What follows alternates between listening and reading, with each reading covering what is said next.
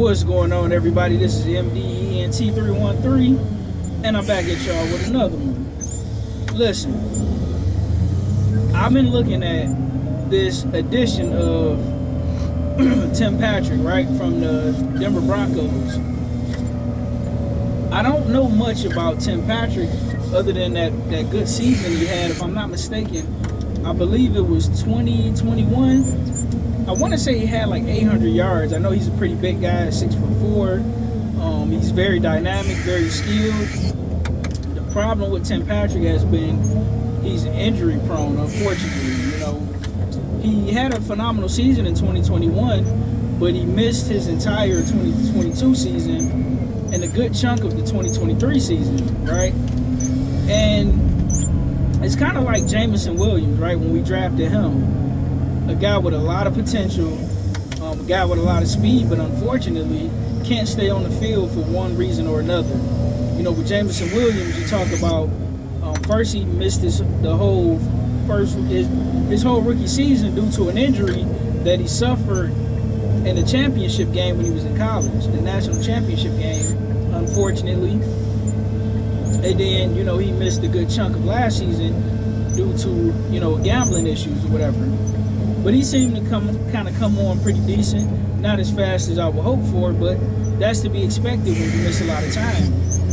Now, in Tim Patrick's situation, his one season where he excelled extremely, he had a much better season than Jameson Williams.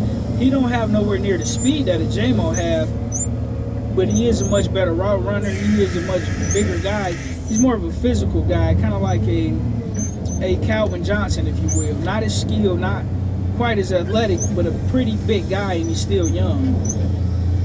How is he going to fare coming off, these leg injuries? And Sean Payton, the Denver Broncos coach, speak very, very highly of Tim Patrick.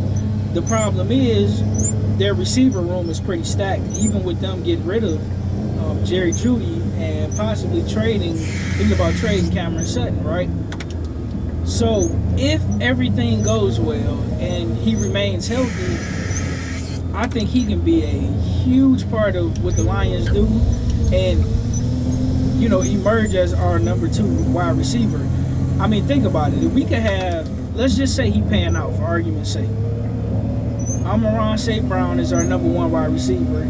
He'll be a good number 2. J-Mo fit perfectly as the number 3 guy and primarily playing out the slot, as well as can stretch the field, so you can't really stack 8 guys in a box, which will free up David Montgomery as well as Jahmyr Gibbs. Now, all these are big ifs because we have to worry about if 2 guys are going to remain healthy for the full season, at least the majority of the season, right? I think we can make do with, as long as Sam Laporta, St. Brown, Jahmyr Gibbs, our offensive line, and Jared Goff hold up. But with the emergence of Tim Patrick, as well as J-Mo, could take us smooth over the top. I like the addition of Tim Patrick. One of the reasons why I like it is because we already spent a lot of money on our core pieces. When you're talking about Jared Goff, when you're talking about St. Brown, when you're talking about our offensive tackle, excuse me for forgetting his name, but our key offensive tackle, right? We locked up those guys. We still need to lock up, not right now, but in the future, we still gonna need to lock up Jahmyr Gibbs and Sam Laporta, as well as Aiden Hutchinson. If I'm not mistaken, Aiden Hutchinson might be due for a contract extension come next season, and I would really, really like to keep Aiden Hutchinson. Like if I like Jahmyr Gibbs, but if I gotta choose between Hutchinson and Gibbs, you can do a running back by committee. They may not have the explosiveness and the talent of a Gibbs, but we definitely need to keep Aiden Hutchinson. But we need to lock up our core guys that we drafted and that we built. But we can get the fact that we could possibly get a phenomenal potential receiver in Tim Patrick at a fairly low price because of his injuries. I'm pretty sure he's going to be looking to, prove it because he won a solid contract. And this is a big opportunity for him not to only prove it, but to prove it for a Super Bowl caliber team in a Super Bowl caliber city. I love what our GM is doing. I love the moves that we're making. I like Dan Campbell as a coach.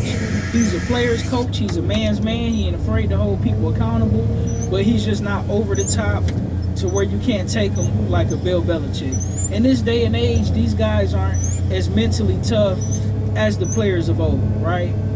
They can't handle all that, yelling, screaming, berating them guys. I mean, and then when you look at our offensive coordinator, when you look at a Ben Johnson who know how to strategically motion guys and get guys open for easy catches, for good easy runs, when you factor in the offensive line, and when you factor in the confidence that has grown from a Jared Goff, who's doing and looking much better than he ever looked up under Sean McVay, who's also a phenomenal head coach himself, but he has looked much more spectacular, comfortable, and confident in his ability and in his guys.